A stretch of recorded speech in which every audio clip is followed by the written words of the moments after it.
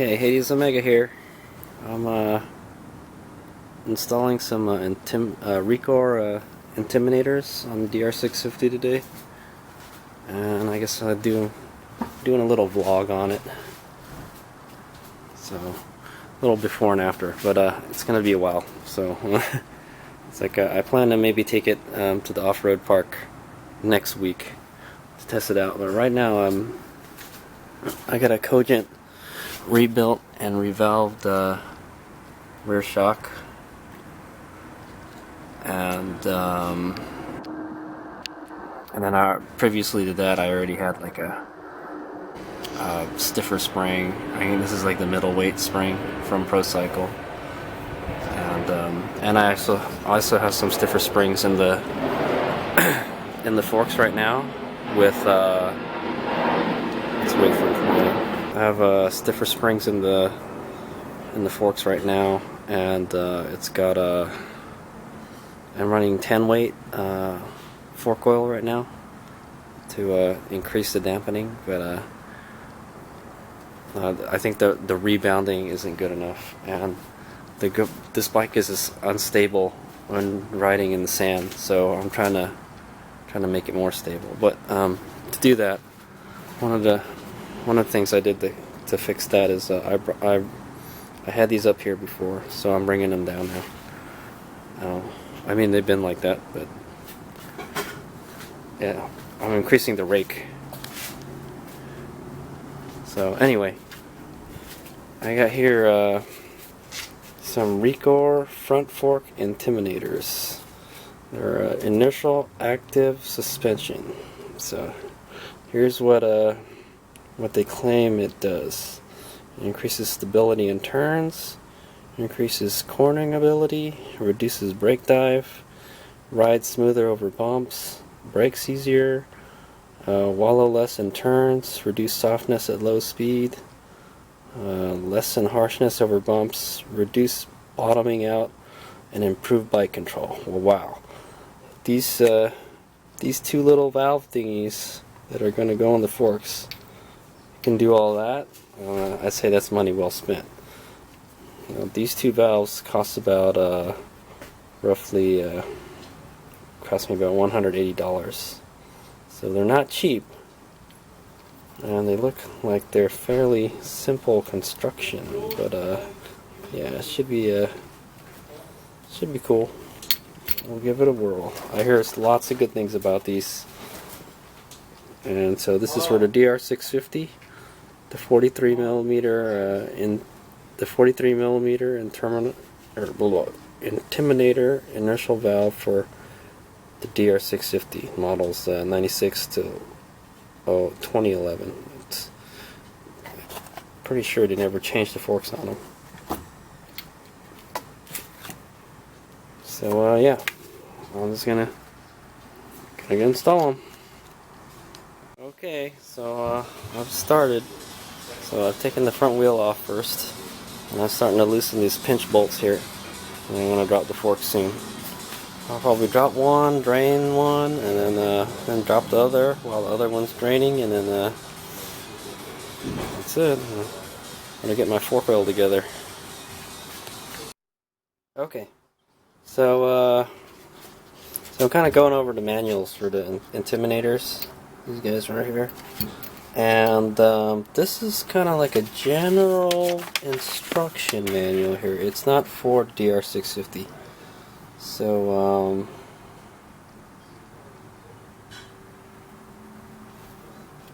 yeah, I can tell it's a very general instructions by saying it's some touring bikes right here. Some touring bikes 05 and later have a Showa insert. Well, mine doesn't, but you know, you get the picture. It's not for DR650 in specific. So but I pretty much know how to do this. I've done this multiple times already. So I'm just gonna drain the oil. Probably I'm gonna pour some. I'm going to pour some 5-weight in there and just swish it around a little bit and drain it again, just to make sure I get most of that 10W out. And then Then I'm going to put these guys in, or I'm going to put the oil in, then set the height, and then put these guys in. But it has a little manual. It has a little what is this diagram of like how everything goes together. So let's go take a look at this thing here. Okay, so there you go. Dampening rod and all that. I'm not going to mess around with any of that stuff. I'm just leaving it in there. Top out spring, and then the Intimator. So basically you just whatever's under the spring, you put this I'm probably just going to wind up putting it in the spring and then just lower the spring into it, and then and just put it back together. Pretty much it. Pretty simple.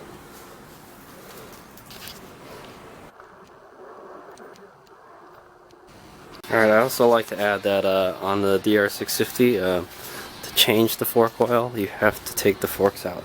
There's no way to drain them. So, yeah. But, like I said, I've done this a bunch of times, it's no problem. Oh, there's one down. Well, sorta. I've got it out and I've started dumping the oil out. And the oil was pretty clean, so I don't really need to change it. Bummer. It's like a year old, but it's been through hell, so it's time to change it. Alright, I got the second one off. I haven't cracked it open yet, but yeah, I washed it. I made sure and wash it a little bit before I open it up and dump the oil, because when I was pumping this one, geez, there's like just caked up dirt. Ugh, look at that. That came off of there. So I think before I start putting oil in this one, I'm gonna seal it up with the cap again, and I'm gonna go wash it. Just so much of that dirt caked on there from the sheet iron, man. I'm telling you. I might do this one again too. These boots are they're filthy, dude. When I shot it with water, I was like, whoa, hey, they're white again. Because they're kind of like a tan color right now. So yep. So now I got a DR650 unicycle now. There we go. You're getting there. Let's take my sweet time. It's all good. There you go. I got my Maxima fork oil here. 5 weight. And I'm gonna go pour it into this guy. And I'm gonna use this to adjust the level. Handy dandy. If you're planning on working on bikes a lot, this is a very good tool. I forgot how much it costs. Probably cost me under like 20 bucks, and it helps a lot when setting your fork oil level. It's definitely paid itself off.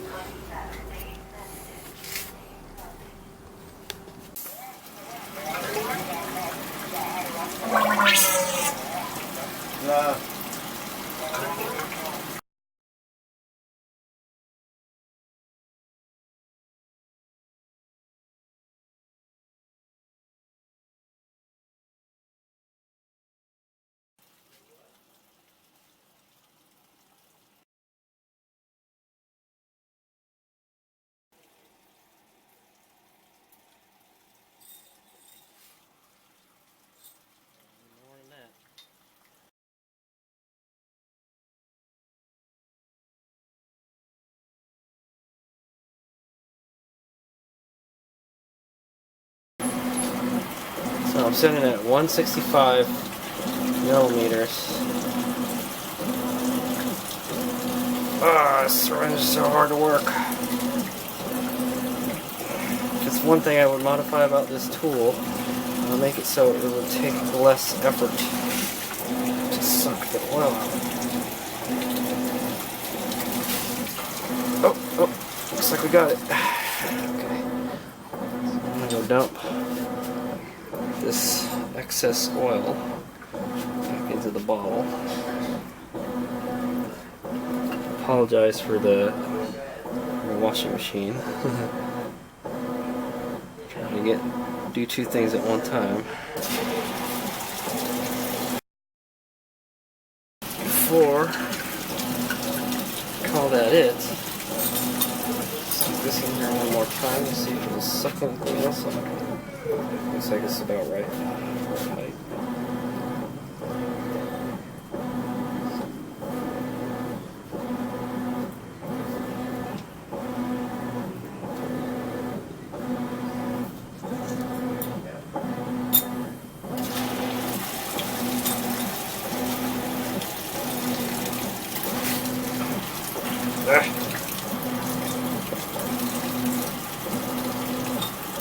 It probably helps if you put this on a vise. I'll just tell you that.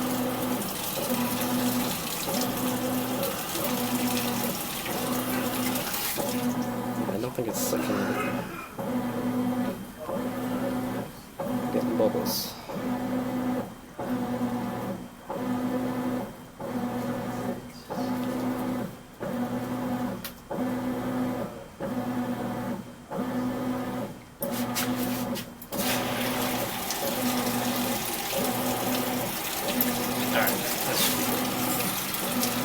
Alright, that's one of them.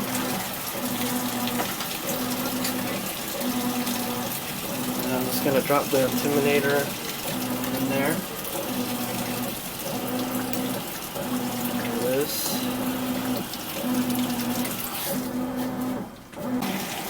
Okay, so I cleaned the shock, not the shock, the spring. I'm just going to go make sure and I put it. So the way it's supposed to be is it's supposed to be under the spring like that. So this won't clamp onto the spring somehow.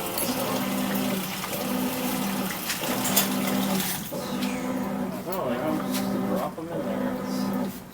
Let's try to drop it in there. See what happens.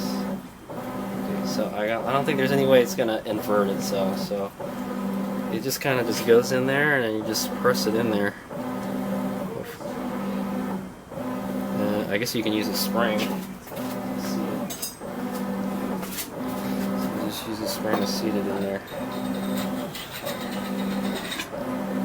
And that's it. Boom! Installed. Springs in there. Crikey. Okay. This boots is all discombobulated. And I believe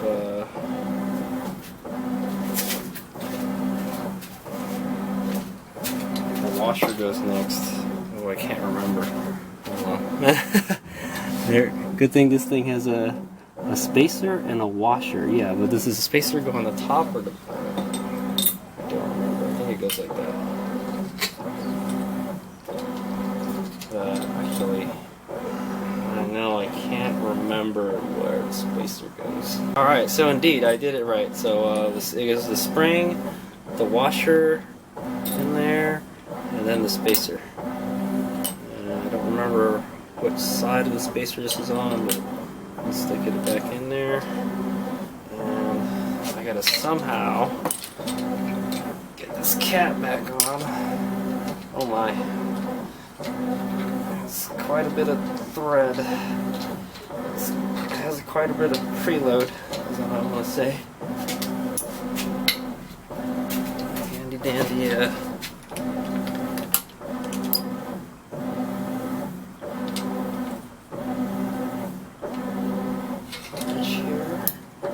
Just press it down. Hopefully we don't cross-thread it.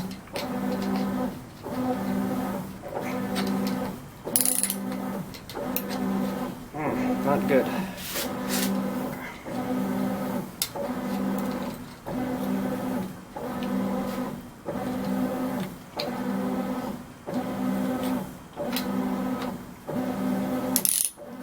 There we go. There we go. Get in there a couple threads and then I can let go.